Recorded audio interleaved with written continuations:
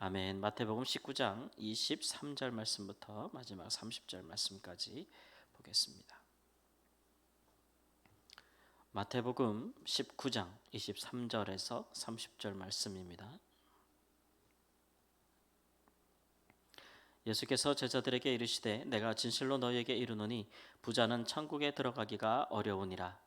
다시 너희에게 말하노니 낙타가 바늘귀로 들어가는 것이 부자가 하나님 나라에 들어가는 것보다 쉬우니라 하시니 제자들이 듣고 몹시 놀라 이르되 그렇다면 누가 구원을 얻을 수 있으리이까.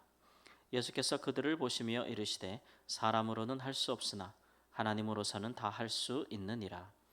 이에 베드로가 대답하여 이르되 보소서 우리가 모든 것을 버리고 주를 따라 싸운데 그런즉 우리가 무엇을 얻으리이까. 예수께서 이르시되 내가 진실로 너희에게 이르노니 세상이 새롭게 되어 인자가 자기 영광의 보좌에 앉을 때에 나를 따르는 너희도 12보좌에 앉아 이스라엘 12지파를 심판하리라. 또 내 이름을 위하여 집이나 형제나 자매나 부모나 자식이나 전토를 벌인 자마다 여러 배를 받고 또 영생을 상속하리라. 그러나 먼저 된 자로서 나중되고 나중된 자로서 먼저 될 자가 많으니라. 아멘. 부자가 구원을 얻지 못한다면, 부자가 구원을 얻는 것이 어렵다면 그러면 과연 누가 구원을 받을 수 있겠습니까? 라는 제자들의 말에서 우리는 당시에 이스라엘 백성들이 누가 하나님 나라를 상속받을 수 있는지, 누가 구원에 가까운 사람들인지, 누가 천국을 들어갈 수 있는 사람인지에 대한 그런 생각들을 읽을 수가 있습니다. 부자, 장수 이런 것들은 구약 성경 예수님이 오시기 전에 하나님께서 축복하시는 사람들의 대표적인 증거로 그렇게 성경에서 장려되어지고 있는 부분입니다. 예수님이 오시기 전에는 이제 율법으로 하나님께서 그의 백성을 다스리지 않으셨겠어요? 그러니 법을 잘 지키면 마땅한 이제 보상이 있어야 되지 않겠습니까? 그리고 법을 잘 지키지 못하면 그에 따른 이제 위법한 일들에 대한 처벌이 있는 것이고, 그런 식으로 하나님께서 그의 백성을 거룩하게 하기를 원하셨습니다. 그러니 하나님께서 구약해 주신 계명들을 잘 지키고 거룩하기를 힘쓰는 사람들, 그런 사람들에게 하나님께서 이렇게 계명을 잘 지켜야 거룩하게 된다. 그래야 하나님의 백성으로서의 합당한 삶이다라는 것을 격려하는 차원에서 이제 부함을 허락하여 주시고 또 평안을 주시고 또 이제 오래 사는 그런 부모를 공경할 때에는 또 오래 사는 축복을 주시고, 이런 것들로 하나님께서 그의 백성들을 인도해 주셨기 때문에 당연히 부함은 하나님의 축복의 증거죠. 그러니까 부하다는 것 자체가 하나님의 축복인데 그런 사람이 어떻게 구원을 어렵게 받겠는가 이해가 되지 않는 거죠. 그런데 이제 예수님이 오셔서 이제 모든 게 바뀌었다고 사실 말씀하고 있는 거예요. 근데 예수님께서 보실 때에 이제 그 이스라엘 백성들이 그 하나님의 계명을 잘 지켜서 그거에 대한 상급으로 이제 부자가 되는 것인데, 그게 이제 율법의 정신이잖아요. 그런데 이제 이스라엘 백성들이 어떻게 타락해 갔냐 하면은 하나님의 계명을 안 지키는 거예요. 그런데 또 부함이라는 것은 하나님의 축복의 결과라는 건 알고 있어요. 그러니까 이제 계명을 지켜서 하나님의 축복으로 부하게 되는 것이 아니고, 예수님 당시에는 외식하는 문화잖아요. 먼저 부하게 되려고 하는 겁니다. 계명을 지키는 게 아니고 먼저 부자가 되는 거예요. 스스로 수단과 방법을 동원해서 가리지 않고 부자가 됨으로써 나 하나님의 축복을 받았다라고 증거하는 거예요. 사람들 앞에. 이게 외식인 거예요. 그러니까 하나님의 계명을 잘 지켜서 부자가 되는 것이 아니고 먼저 부자가 된 것으로 내가 하나님께 축복받았다는 것을 드러내고 싶은 거죠. 이거는 완전히 다른 거예요. 그렇죠? 그러니까 거룩함에 대한 상급으로서 부자가 되는 것이 아니고 수단과 방법을 가르지 아니하는, 계명을 지키지도 않으면서 먼저 부자가 되는 세상에서의 방법을 택하고 그 다음에 사람들 앞에 자기가 부자가 된 것을 대표로 내세우면서 나는 거룩하다, 나는 하나님께 축복받았다, 이런 식으로 악함이 드러났다는 거죠. 그러니 예수님이 오셨을 때 그런 악함과 외식함을 다 드러내고 나니까 과연 예수님 앞에서 부자라는 것이 자기를 위하여 재물을 쌓는 것일 뿐, 축척하는 것일 뿐, 그것이 하나님의 계명을 잘 지켜서 받은 상이 아니라는 것들을 이제 드러나게 되는 것이죠.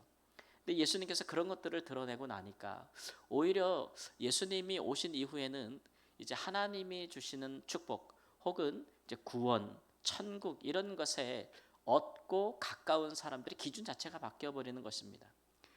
법이 다스릴 때에는 부함이 축복이었는데 예수님이 오셔서 이루시는 천국은 완전히 다른 질서, 다른 법이 다스리는 나라예요. 왜냐하면 옛법, 옛날의 법, 율법 그것으로 말미암아 이스라엘 백성들이 하나님의 나라를 이루는 길은 천국에 들어가는 길은 완전히 이제 그것은 막혀버린 길이기 때문에 외식 때문에 예수님이 오셔서 다스리는 나라는 다른 계명이 존재하죠. 그 계명은 바로 사랑입니다. 그리고 예수님이 오셔서 이루시는 구원은 그것은 은혜예요. 그러니까 그 나라에서는 법이 완전히 바뀌어 버리는 거예요. 그러니까 누가 구원을 얻고 누가 축복받은 사람이에요? 사랑하는 사람. 그다음에 은혜를 베푸는 사람. 누구처럼요? 예수님처럼. 그런 사람이 구원을 얻을 수 있는 자요? 하나님 나라에서 큰 자요? 완전히 바뀌어 버리는 그런 새로운 나라가 예수님이 오심으로부터 시작이 되는 겁니다. 그러니까 제자들은 아직도 옛날의 생각, 옛날 법에 입각해서 그렇게 부자가 되는 것, 그것이 가장 천국에서 큰 사람이 되는 길이고 또 성공하는 것이 가장 구원을 얻을 수 있는 지름길이라고 생각했던 그런 그들의 생각이 이제 완전히, 그래서 예수 안에서도 그렇게 인정받으려고 했던 그들의 생각이 완전히 도전을 받게 되는 것이니까 혼돈하게 되는 것이죠. 그러나 예수님이 이루어 주시는 하나님 나라는 그 나라를 다스리는 왕 예수님의 통치, 예수님의 삶 자체가 은혜요 사랑이에요. 그분은 자기를 위하여 쌓는 분이 아니죠. 오히려 내어주는 분이잖아요. 그렇죠? 자기 자신을 내어주는 분이란 말이에요. 섬김을 받지 않고 섬기는 분이죠. 그런 왕이 다스리는 나라에서는 누가 높임을 받겠습니까? 그러니까 자기를 위하여 무엇이든지 자기를 위하여 쌓는 사람들은 왕의 모습을 담지 않은 거죠. 왕이 통치하는 모습에 전혀 반대되는 것입니다. 그렇기 때문에 그 나라의 백성들은 왕처럼 먼저 섬기고 또 자기가 물질이 많으면 나누고 베풀고 가난한 자들을 위하여 자기 재물을 나눌 수 있는 사람, 그런 사람이 높은 사람이죠. 그러니까 그 어제 말씀에 부자 청년을 향해서 예수님께서 내 재물을 팔아서 가난한 자를 주고 너는 나를 따르라 라고 한 것은 사실은 그 부자 청년을 불행하게 만들려고 하는 것이 아니고 천국에서 가장 큰 자로 만들려고 하는 것이에요. 왕처럼 살아라. 천국에서는 왕처럼 행하라. 예수님처럼 행하라는 거예요. 그래서 예수님은 자기 하늘 영광 다 버리시고 이 땅에 오셔서 자기를 내어주심으로써 많은 사람의 생명을 구원하고 하나님의 나라를 이루셨잖아요.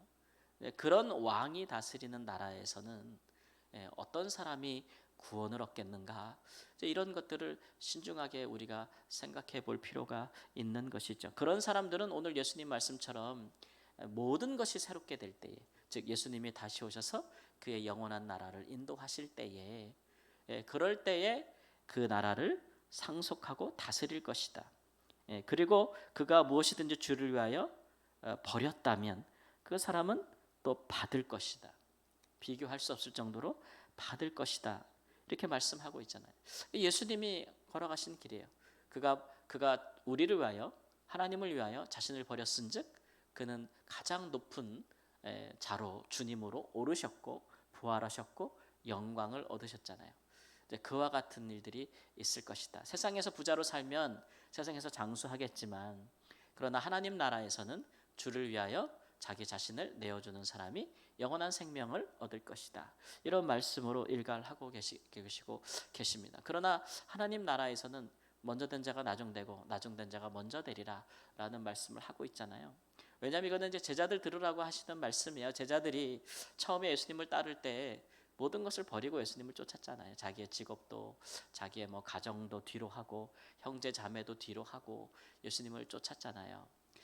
그런데 그렇게 따르다가 처음에는 그랬는데 갈수록 이제 오히려 마음이 이제 다른 마음이 생기는 거죠. 그래서 오히려 자기가 자기 힘으로 얻지 못했던 그런 물질이나 높은 권세나 이런 것들을, 세상적인 권세들을 예수님을 통해서 얻어보려고 하는 그런 자꾸 그런 마음들로 이렇게 바뀌어 갔다라는 거. 그러니 처음보다 못한 마음이니 처음 먼저 된 사람이 나중되는 것 아니겠어요? 그러나 오히려 그렇지 못한, 처음에 예수님을 향해서 모든 것을 내어주는 것처럼 그렇게 하지 못했던 자들이 나중이라도 예수님을 믿고 복음을 받아들이고 난 이후에 오히려 자기 자신을 내어주는 그런 삶을 산다면 그것은 나중된 자라도 먼저 되는 일이 될 것이다. 다 기준이 이제 예수님이죠. 예수님이 기준인 것이죠. 그래서 그렇게 우리의 삶이 예수님 오신 이후로 완전히 달라졌다는 거, 평가 기준이 완전히 달라졌다는 것을 우리가 꼭 기억해야 될 것입니다. 그러므로 부자가 아니라면 도대체 누가 천국에 들어갈 수 있습니까? 부자가 아니라면 누가 구원을 먼저 받을 수 있겠습니까? 라는 생각들은 이제는 우리에게는 전혀 해서도 안 되고 있을 수도 없는 사고방식이 되는 거예요. 그래서 뭐든지 예수님처럼 조금이라도 더 살려고 하는 사람들이 천국에 들어가는 사람이요, 구원을 먼저 얻는 사람들이요, 또 천국에서 큰 자다. 그런 분명한 기준이 완전히 하나님 나라에서 바뀌었다는 사실을 기억하고 이 땅에서 그런 예수님께서 모든 것을 새롭게 하시는 날이 이르기까지 그런 삶으로 사시는 은혜가 있기를 우리 주 예수님의 이름으로 축원합니다. 아멘. 주님, 모든 것이 바뀌었습니다. 예수님이 오셔서 그가 통치하시는 나라 천국, 구원, 천국에서 큰 자들의 삶은 예수님일 뿐, 예수님을 따르는 삶일 뿐, 예수님과 동행하는 삶일 뿐, 하나님 다른 어떠한 삶도 아닌 것을 주께서 오늘 말씀하고 계십니다. 우리 천국에서 다스리는 주요 왕이신 예수님께서 우리의 삶의 기준이 되시니 부족하고 하나님 약한 것 같아도 우리가 믿음 안에서 주를 따르면서 예수님의 모습과 그분의 삶에 또 그분의 인격을 하나님 우리의 삶의 목적으로 삼고 그것에 이르기 위한 모든 수고를 다할 수 있도록 주여 하나님 천국에 들어가기 힘쓸 수 있는 하나님의 사람들이 될 수 있도록 저희를 도와 주시옵소서. 우리가 우리 자신을 위하여 무엇이든지 쌓고 하나님 아버지 보여주기 위하여, 나타내기 위하여, 사람들에게 영광을 얻기 위하여 수단과 방법을 가르지 아니하는 그런 삶의 모습이 아니라 하나님 그리스도처럼 겸손하고 온유하고 하나님의 성품을 따라서 사는 하나님 참된 그리스도인의 축복된 길로 우리를 인도하여 주셔서 우리가 영원한 생명을 얻고 하나님께 대한 영원한 부유함에 이르는 자들이 되도록 역사해 주옵소서. 존귀하신 예수님의 이름으로 기도합니다. 아멘.